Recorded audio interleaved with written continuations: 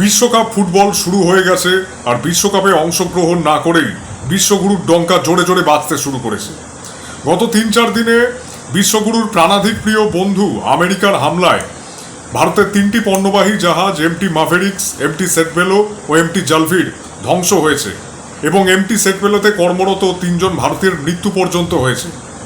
সংবাদ মাধ্যমের সূত্রানুযায়ী ভারতের এই পণ্যবাহী জাহাজগুলো হরমুজ প্রণালী দিয়ে ইরানে যাচ্ছিল প্রয়োজনীয় তেল ও গ্যাস সংগ্রহের জন্য, যেখানে বিশ্বগুরুর বন্ধু আমেরিকা নাকি অবরোধ করে রেখেছে। আর ভারতের এই পণ্যবাহী জাহাজগুলোর সেই ওয়ার্নিং মানেনি, তাই তাদের উড়িয়ে দেওয়া হয়েছে গালফ অফ ওমানের কাছে।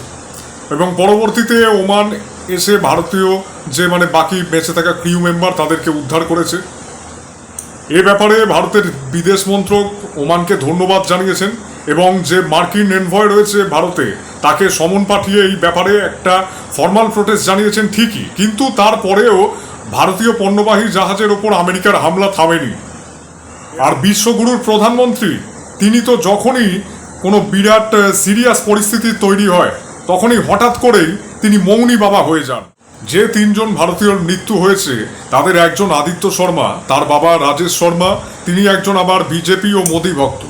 তো তিনি একদা টুইট করেছিলেন যে প্যালেস্টাইনে প্যালেস্টাইনিয়ান মানুষদের ওপর এই যে জিওনিস্ট অকুপায়েড প্যালেস্টাইন বা ইসরায়েল এদের দ্বারা পরিচালিত যে অত্যাচার ও গণহত্যা তার সমর্থনে এবং গাজায় এথনিক ক্লিনজিংয়ের জন্য অনুরোধ পর্যন্ত করেছিলেন।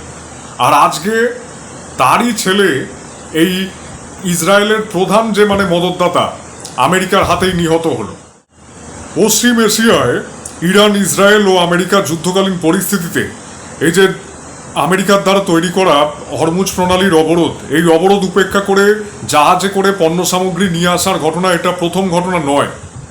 আমাদের প্রতিবেশী রাষ্ট্র চীন বা চায়না প্রায় প্রতিদিনই হরমুজ প্রণালী দিয়ে জাহাজ নিয়ে যাওয়া আসা করছে। কই আমেরিকার হিম্মত হলো না তো চীনের জাহাজগুলোকে হামলা করার? ভারতের ওপরেই হামলাটা হলো কেন?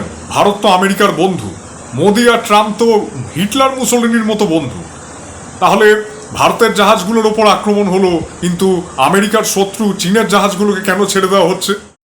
আর এই সমস্ত ঘটনায় কথায় কথায় দেশভক্তি রাষ্ট্রবাদের ঠিকাদারেরা, যারা তাদের ভাড়াটে মিডিয়া চ্যানেলে এসে কোটি টাকার আইটি সেল দিয়ে দিবারাত্র বামপন্থী ও কমিউনিস্টদের দেশদ্রোহী বলে বেড়ায়, তারা তাদের বিশ্বগুরু প্রধানমন্ত্রী মহাপ্রভুর মতোই এ ব্যাপারে মৌনব্রত ধারণ করেছে এবং তাদের কথা অনুযায়ী দেশদ্রোহী সিপিআইএমের যুব সংগঠন ডিওয়াইএফআই তারা এই সমস্ত ঘটনায় গতকাল কলকাতায় বিক্ষোভ প্রদর্শন করেছে।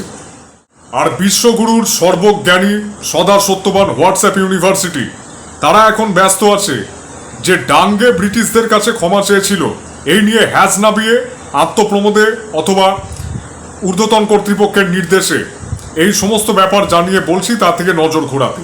As usual the right wing characteristics they are playing.